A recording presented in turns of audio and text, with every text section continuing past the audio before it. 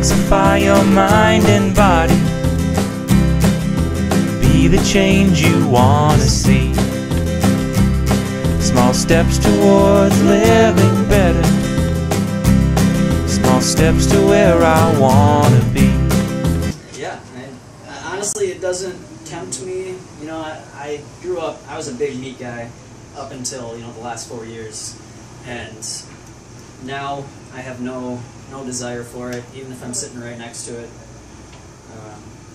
Yeah, and it's really the spices and the seasonings that we put in the meats that generally make it taste good anyways, you know? So it's really the plants giving it the flavor in the first place. And it still had the same buffer on the blood sugar. So there's things in the fruits and vegetables that naturally, you know, protect us from getting high blood sugar spikes and things like that. So it's really when you get into the processed sugars, the artificial sugars, the sweeteners, things like that, that really have the blood sugar spike.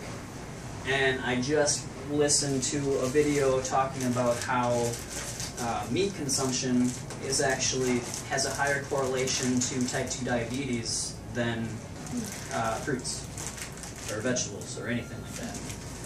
So they're starting to see that it's actually the fat and the protein, animal protein, that creates the blood sugar spikes.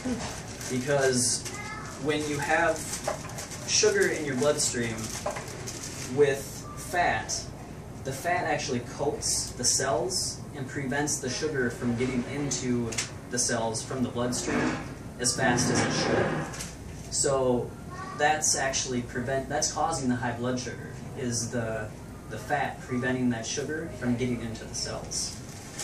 So I thought that was pretty good. Me personally, I try to blend as little as possible, because the more you blend, the more oxidation occurs and the higher amount of nutrients you lose. You know, all the byproducts of digestion, everything that if it sits in your body, it's going to accumulate.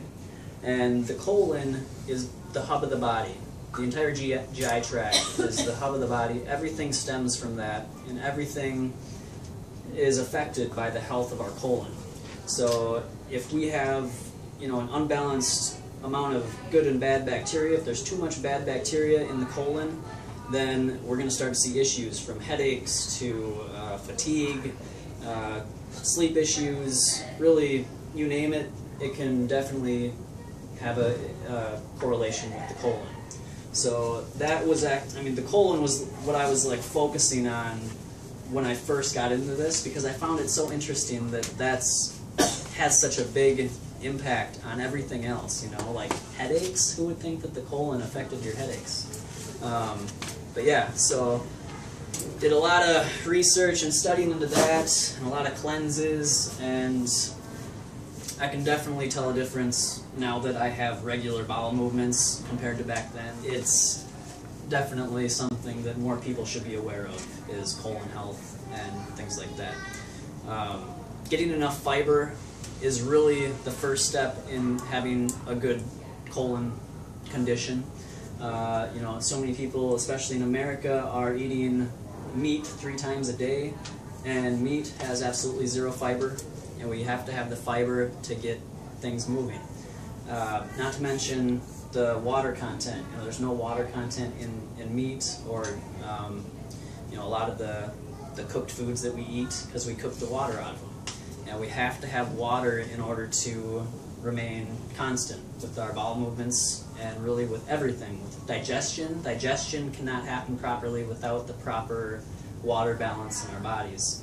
And that is why fruits and vegetables are so perfect for us, is because the fruits and vegetables, our bodies are somewhere around 65 to 75% water, and if we're eating foods that are less than that, then it's going to naturally dehydrate us.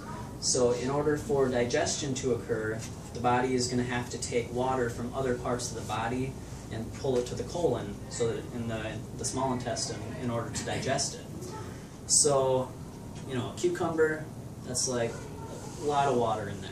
So if we eat foods that are more closely aligned with our bodies, then we're going to naturally start to feel the difference.